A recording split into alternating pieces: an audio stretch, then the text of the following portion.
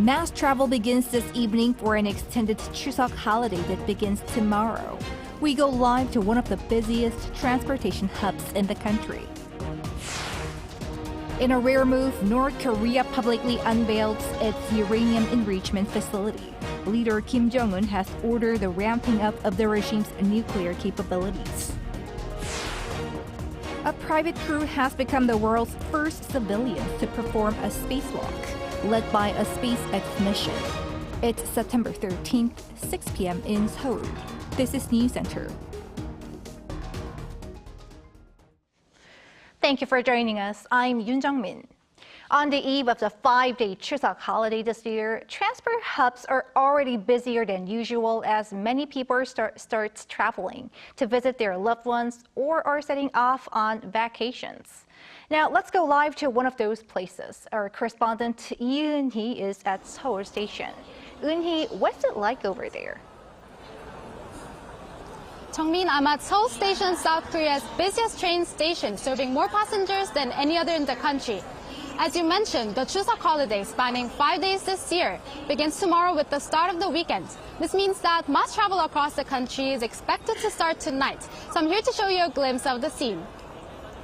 Chuseok, along with Lunar New Year, is one of South Korea's 2 major holidays. During this time, millions of people travel across the country or even abroad. Also known as Hangawi, Chuseok is the Korean version of Thanksgiving. This year, the holiday period is from September 16th to 18th, and with the weekend before it, the break stretches to 5 days. It's definitely a time that leads to some of the biggest crowds of the year, affecting train stations, roads, and highways, as many people travel outside of the capital city, Seoul. The Ministry of Land, Infrastructure and Transport expects approximately 37 million people to be on the move between today and Wednesday, which is the last day of the holiday. The total number of travelers has actually decreased by over 9%, but the average daily travel numbers have increased by nearly 6% compared to last year, likely due to the shorter holiday. Let's listen to what some of the travelers had to say. It's the holiday, so I will meet my family and friends. During the holidays, buses and cars take a long time due to traffic and trains are faster, so I decided to take the train to go see my family more quickly. This Chuseok, I'll be heading down to spend time with my family, enjoying songpyeon rice cakes, having dinner together, having drinks, and maybe even playing a bit of games together. Right, it certainly looks busy. And Eun-hee, what are some tips for those planning to travel over the holiday? The best advice would be to avoid traveling next Tuesday, which is the actual Chuseok day. Tomorrow is the start of the holiday period, but Chuseok day itself falls on Tuesday and is expected to be the busiest travel day. The Korea Transport Institute predicts the overall peak in terms of the number of travelers to be around 6.9 million. More than 88% of travelers are expected to travel by car. In the busiest hours, travel times could be much longer than usual. On the return journey from Busan back to Seoul, usually on the day following Chuseok, Wednesday, most prefer the afternoon hours, so the traffic congestion is likely to be severe at that time. Coming back to Seoul from Busan could take more than 10 hours. To minimize inconvenience, the government has designated today through next Wednesday as a period for special transportation measures for Chuseok. Key measures include waiving highway toll fees for all vehicles for 4 days starting Sunday, and expanding the capacity of public transport, including buses, trains, airplanes, and ships. Buses and rail services will increase trips and seats by more than 10% compared to the non-holiday period. Additional measures include installing temporary restrooms at highway rest areas for improved convenience, and adding firefighting equipment for electric vehicle fires to ensure safety. In the last 2 days of the holiday period, Seoul's subway and buses will run later into the night than usual. That's all I have for now. Back to you, Jung-min. Our Lee Eun-hee reporting live from Seoul Station. Thank you. Starting from today, patients in non-emergency situations will have to pay more if they visit emergency medical centers at large hospitals. An Sung-jin explains. From now on, people will have to pay more for a visit to general hospital-level emergency medical centers. Starting from Friday, those who are mildly ill or in non-emergency situations will be paying 90% of their treatment costs, which was originally at 50 to 60%. This is according to the Health Ministry, which stated that it will enforce a partial revision of the National Health Insurance Act starting Friday. For example, if a person with a mild illness, such as a cold or an upset stomach, uses an emergency room at a regional emergency medical center or a regional external trauma center, the cost they'll pay will rise from 130,000 to 220,000 won, roughly $98 to $165. The government stated that this is mostly to prevent overcrowding in emergency rooms and to efficiently deploy limited medical resources, so that people in emergency situations can receive treatment promptly. Regional emergency medical centers have the facilities and equipment equivalent to or higher than general hospitals, so they are suitable for treating severely ill patients. Those with relatively less severe illnesses should use smaller emergency rooms or clinics. That's why we implemented this regulation. The Health Ministry also emphasizes that when visiting a regular regional hospital or clinic, there is no change to the costs. Only when mildly ill patients visit one of the 44 general hospital-level regional emergency medical centers. The official also added that for moderate illnesses, the quality of service may be much better at local hospitals rather than higher-level hospitals and emergency medical centers. However, some raise concerns that if the burden of medical costs increases without any alternative, those who are financially vulnerable may not be able to receive the care they need. An Sung-jin, Arirang News. Amid the medical conflict, the launch of a joint consultative body comprising the rival political parties, the government, and representatives of doctors' organizations to prevent potential disruptions in the medical system seems unlikely before the Chuseok holiday. On Friday, the doctors, including the Korean Medical Association, announced they would not join talks, citing the government's unchanged stance on the ongoing medical dispute. The ruling People Power Party has been working to bring doctors to the negotiating table, but they remain reluctant after the government rejected their request to scrap its plan to increase next year's medical school quota. Following the announcement, the PPP again asked the doctors to participate. South Korea will offer COVID-19 vaccinations starting next month. The Korea Disease Control and Prevention Agency announced on Friday that the vaccinations will be first delivered to individuals aged 75 and above starting on October 11th. Vaccinations will be free for high-risk groups, including those aged 65 and above, with the cost for everyone else to be determined in early October. The KDCA added that despite the downward trend in COVID cases, for 3 straight weeks starting the week of August 18th, individuals are advised to follow virus guidelines during the holiday. In other news, North Korea publicly revealed a uranium enrichment facility for the first time as its leader Kim Jong-un ordered the ramping up of the nuclear capabilities. The South was quick to lash out at the regime. Moon Hyun reports. North Korea showed its uranium enrichment facility for the first time as leader Kim Jong-un took a tour of the site and urged further nuclear weapons development.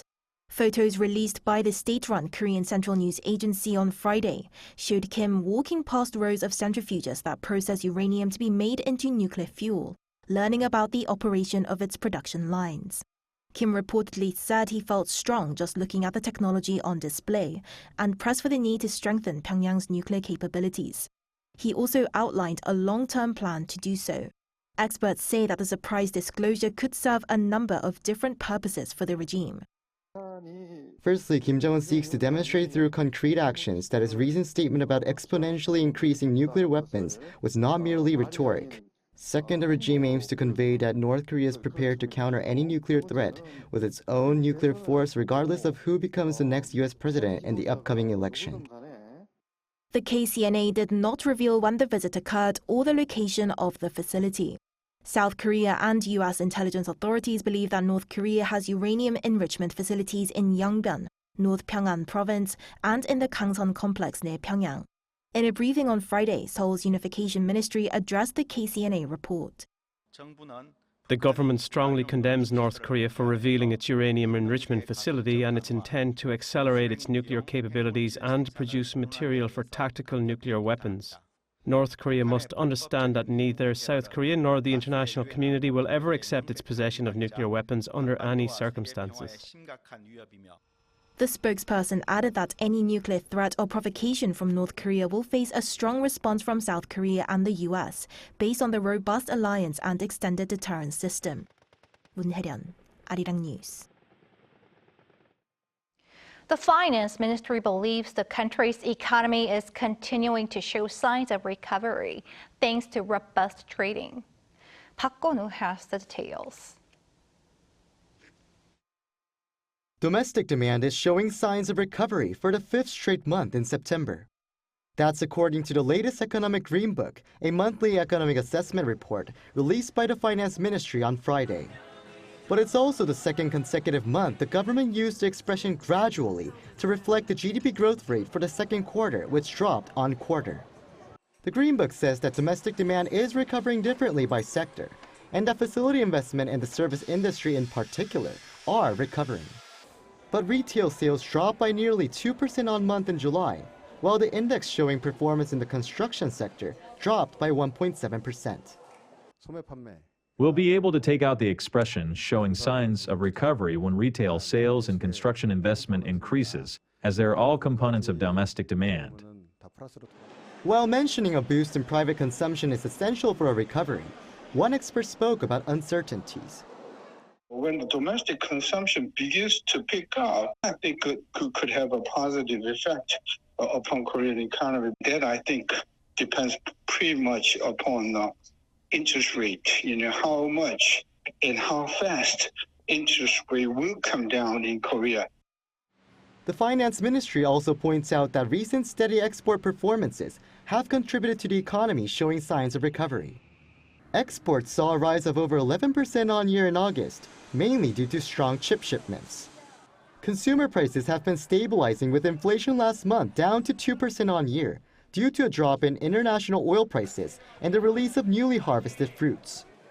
The government said it would do its best to keep stabilizing consumer prices and supporting small businesses before the Chuseok holiday.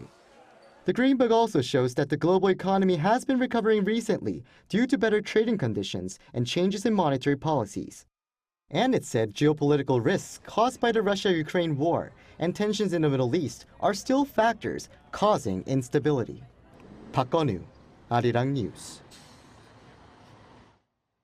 Samsung and LG Electronics swept major awards at the prestigious International Design Excellence Awards 2024. Held by the Industrial Designers Society of America, this year's awards selected winners in 20 categories, centering on key criteria, including design innovation, benefit of use, and benefit to society. Samsung Electronics received a total of 45 awards, 2 golds, 1 silver, and 2 bronze. It won gold for its Galaxy AI UX and advanced design concepts for appliance accessories. LG Electronics won 23 awards. Its LG Comfort Kits, an accessory that helps users easily operate LG home appliances regardless of gender, age, or disability, and the foldable laptop LG Grandfold earned the company Gold Awards.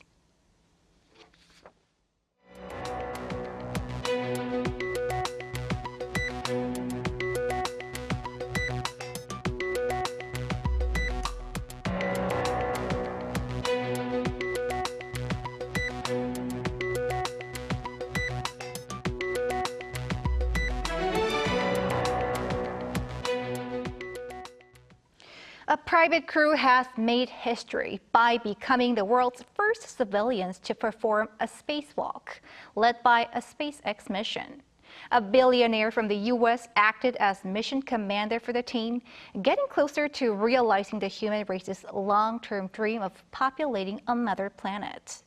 Cha Yun-kyung reports. The door to the Crew Dragon capsule opens slowly. Then, as the astronaut steps outside, planet Earth can be seen from hundreds of miles away.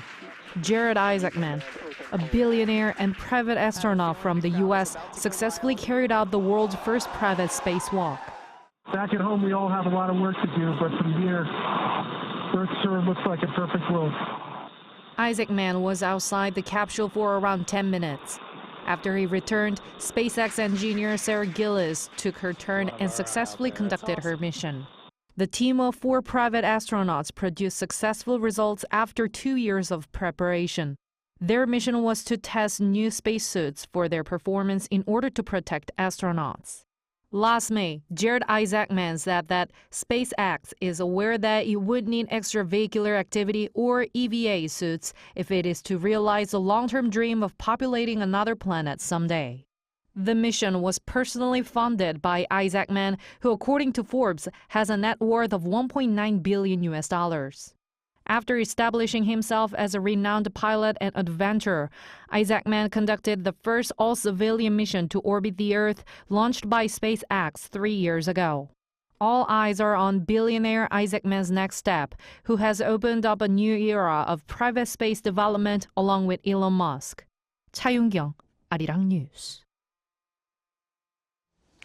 U.S. Vice President Kamala Harris continues to widen her lead over former President Donald Trump in the latest poll after their first TV matchup. While Trump claims he won the debate, he says he won't debate Harris again before the November presidential election. Lee Seung-jae has more. According to a CNN flash poll that followed Tuesday's televised debate in Philadelphia, 63% of registered voters felt Vice President Kamala Harris performed better than former President Donald Trump. And the Democratic presidential candidate's performance helped boost her support, as another poll showed that she had widened her lead over Trump. In a new Reuters Ipsos survey conducted between Tuesday and Thursday, Harris garnered 47% support compared to Trump's 42%, giving her a 5 percentage point lead over the former president. The latest poll asked 3,095 people, with 1,405 of them registered voters. In a similar survey last month, 45% of people surveyed preferred Harris compared to 41% of the respondents who picked Trump. While the majority in the CNN flash poll showed that Harris performed better than Trump during Tuesday's debate, the former president disagreed and claimed that he won the debate. Trump also said he won't debate Harris again. Taking to his social media platform Truth Social on Thursday, Trump said the first words out of a prizefighter who loses a fight is "I want a rematch." The Harris camp had called for a second debate, as President Joe Biden and Trump had agreed to 2 debates for the elections. Meanwhile, Trump and his running mate J.D. Vance's false claims of Haitian immigrants taking people's pets and eating them have led to increasing fear among the immigrants of being targeted. The City Hall in Springfield, Ohio, the city that was put in the spotlight due to those claims, temporarily closed on Thursday amid bomb threats. The threats also come as an online Haitian media outlet out of Springfield warned its residents of threats being issued at several schools with Haitian children. The city has seen a large inflow of Haitian immigrants in recent years due to its low cost of living and job opportunities. Lee Seung-jae, Arirang News. Russia has reportedly retaken 10 settlements from Ukrainian forces in the border region of Kursk. Its President Vladimir Putin says if Western countries allow Ukraine to use long-range missiles, it would mean a fight against Russia. Kim Jong-un tells us more. You're looking at a recent video released by Russia's Ministry of Defense. In the footage, pontoon crossings are built on a river and Russian military forces are crossing the river using the bridging equipment. At the same time, Russia's defense ministry said Thursday local time that it had recaptured 10 settlements from Ukrainian forces in the Kursk region. Ukrainian President Volodymyr Zelensky confirmed the announcement, adding that it had been expected. Russians have started counteroffensive actions. It is going according to our plan. Russia has intensified its offensive towards mainland Ukraine as well. According to Ukrainian officials, Russian shelling on Thursday killed 3 Ukrainians working for the International Committee of the Red Cross in a village in the frontline region of Donetsk. Russian drone attacks on the northern Ukrainian town of Konotop's energy infrastructure injured at least 14 people. Ukraine has also accused Russia of carrying out missile attacks on a civilian vessel in the Black Sea. The vessel was reportedly carrying grain from Ukraine to Egypt. President Zelensky has been urging his Western allies to allow Ukraine to use long-range missiles to hit targets inside Russia.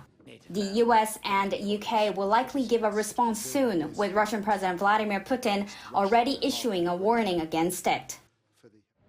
If this decision is made, it will mean nothing less than the direct participation of NATO countries, the United States, and European countries in the war in Ukraine. He added that the decision would significantly change the very essence of the conflict and warned that Russia would respond appropriately to the threats against the country. Kim Jong-un, Arirang News. Over in the Middle East, the Israeli military has declared that Hamass's Rafa Brigade had been defeated and more than 13 kilometers of tunnels have been destroyed. IDF Commander Itzik Cohen said Thursday that his combat engineering forces located 203 separate but interconnected tunnels in the Philadelphia corridor, of which 9 crossed into Egypt. But he added that every single one had been blocked up before the IDF arrived, either by Egyptian authorities or Hamas themselves. Additionally, reports came out on the same day of an IDF operation last weekend that targeted an Islamic Revolutionary Guard Corps facility in Syria that developed the ballistic missiles and drones. A Syrian TV network reported that there were violent clashes that killed 3 Syrians and 2 to 4 Iranians were captured.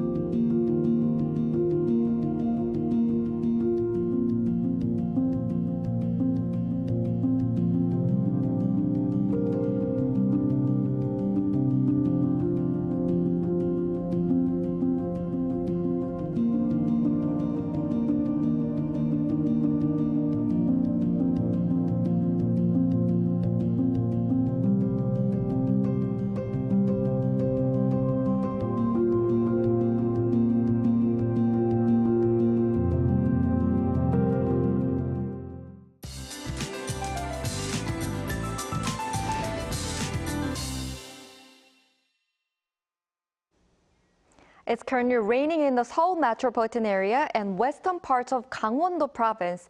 Rain will continue until tomorrow afternoon in these areas. Up to 80 millimeters of rain is predicted by the end of today and up to 60 by tomorrow. By tomorrow morning, very heavy rain of 30 millimeters per hour will be accompanied by gusty winds and lightning. Heavy rain of 20 millimeters per hour is expected in other areas too, so you should be careful. Tomorrow, most areas will start off in the mid-20s. Daily highs will move up to 29 in Seoul, Daejeon and Jeju 32 degrees. On Sunday and Monday, it will rain in areas on the East Coast and showers will pass through the rest of the country. It will gradually clear from the day of Chuseok on Tuesday, and you will be able to see the full moon through the clouds in most parts of the country. In Seoul, a full moon will be visible at 6:17 p.m.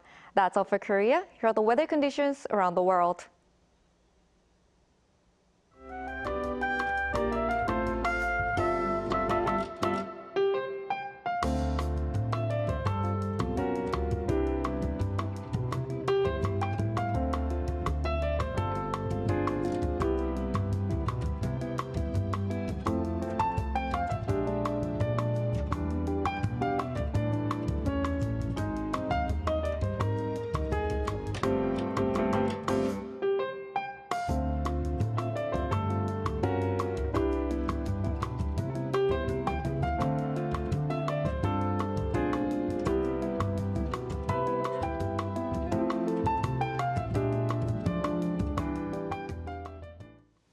And that is Newscenter for tonight. Thank you for watching. A panel session coming up.